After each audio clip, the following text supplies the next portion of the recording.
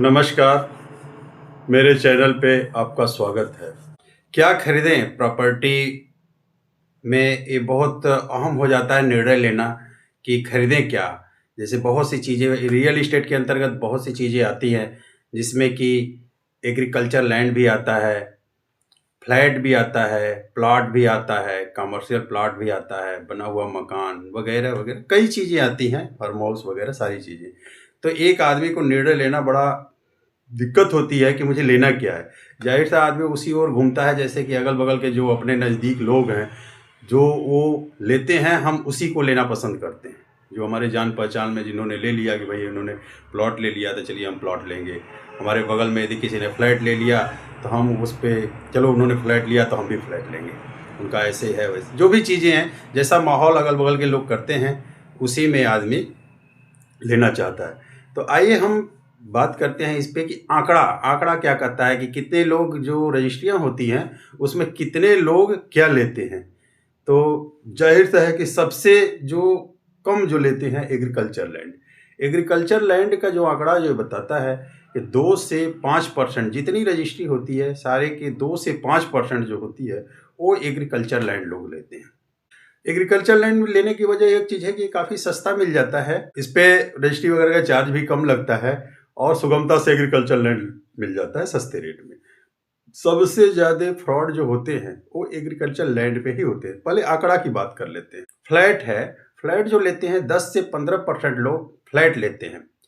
जहाँ तक है कि शहरों में सबसे ज़्यादा जो बड़े-बड़े शहर हैं, महानगर हैं, दिल्ली, मुंबई और नागपुर, अहमदाबाद वगैरह, तो वहाँ पे जो होता है कि लोग फ्लैट ज़्यादा लेते हैं क्योंकि उनको ज़मीन लेना काफ़ी मुश्किल होता है। बड़े ज़मीन का रेट इतना ज़्यादा हो जाता है कि उसको लेना, फिर बनवाना, वो सारी प्रक्रिया में तो आदमी फ्लैट लेना चाहता है, ठीक है।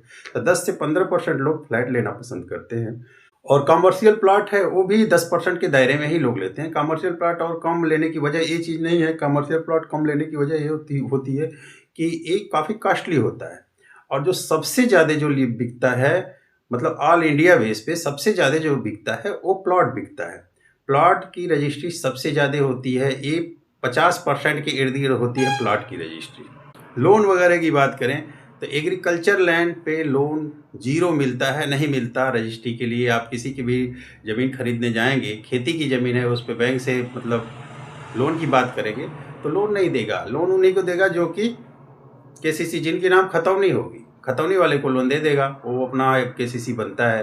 चाहे जनरली बैंक बीघा के पीछे जो भी देता है, हम यूपी के हैं तो यूपी की बात करते हैं तो 1 बीघा में 50-60 हज़ार रुपए तक लोन दे सकता है एग्रीकल्चर लैंड पे।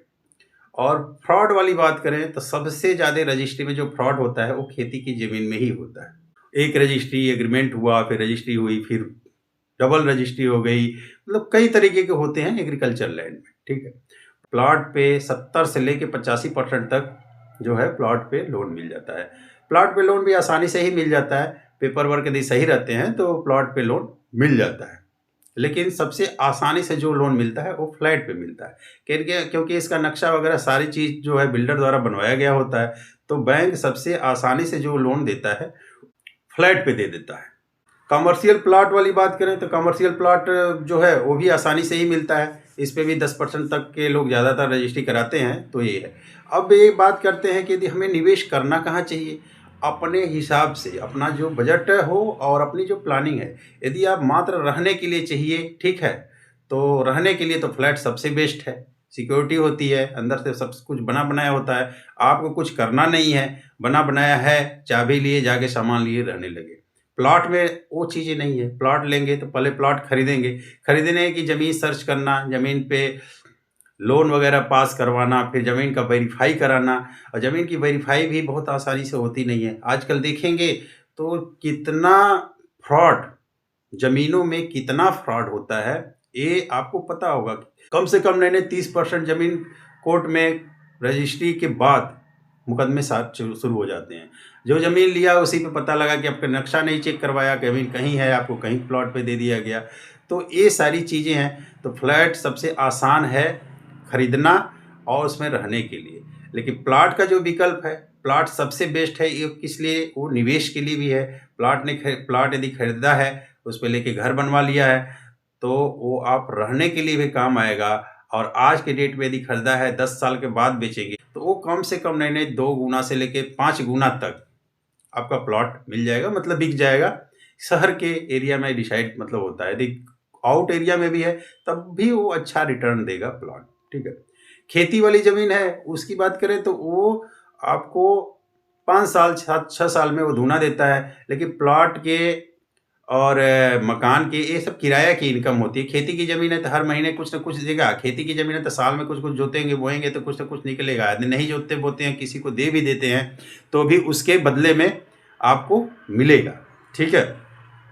फ्लैट में भी आपको किराया मिल सकता है, लेकिन आप सोचेंगे कि फ्लैट में हम प्रॉफ़िट कमाएँ, तो फ्लैट में आप प्रॉफ़िट नहीं कमा सकते। फ्लैट सिर्फ़ नॉर्मली रहने के लिए फ्लैट का किराया भी मिलता है, लेकिन उसको वैल्यू और वैल्यू के बाद उसकी आप इनकम, मंथली इनकम, ईएमआई वो सारी चीज़ जोड़ेंगे और लास्ट तक जाएँगे, तो उसमें आपको फ़ायदा नहीं, कुछ ना नुकसान ही होगा फ्लैट में। फ्लैट ओनली आप के रहने-सहने के लिए होगा।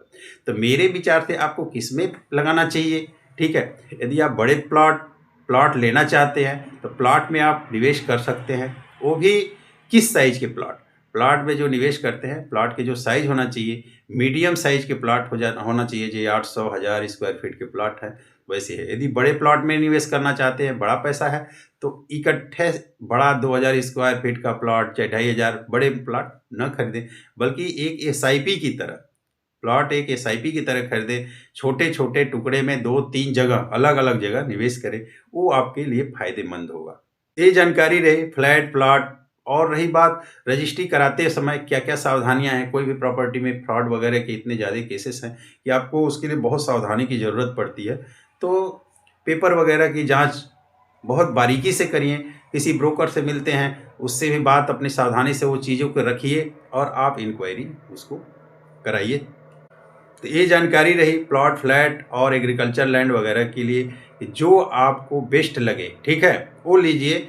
और तर्क पे ज़रूर रखिए कि मैं किस लिए ले रहा हूँ। यदि किसी ने अपना लिया है, उसका पर्पज़ क्या रहा है, आपका पर्पज़ क्या है, तो वो तरीके से आप सर्च करके जो भी डिसाइड करना हो आप डिसाइड कर सकते हैं। Flat, plot, commercial plot.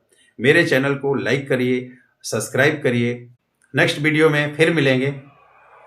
नमस्कार।